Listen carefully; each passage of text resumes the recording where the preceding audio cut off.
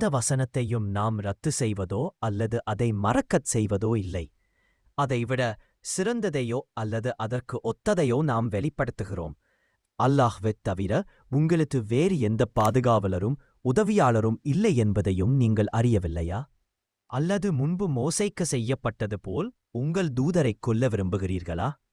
மேலும் நம்பிக்கைக்கு மாற்றுபவர் நிச்சயமாக சரியான பாதையிலிருந்து விலகிவிட்டார். வேதத்தை உடையவர்களில் பலர் நீங்கள் நம்பிக்கை கொண்ட பிறகு தங்களைப் பற்றிய பொறாமையால் உண்மையை அவர்களுக்குத் தெளிவுபடுத்திய பிறகும் உங்களை மீண்டும் நிராகரிப்பவர்களாக மாற்றுவார்கள். எனவே கடவுள் கட்டளையை நிறைவேற்றும் வரை மன்னித்து புறக்கணிக்கவும். நிச்சயமாக கடவுள் எல்லாவற்றின் மீதும் ஆற்றல் மிக்கவர்.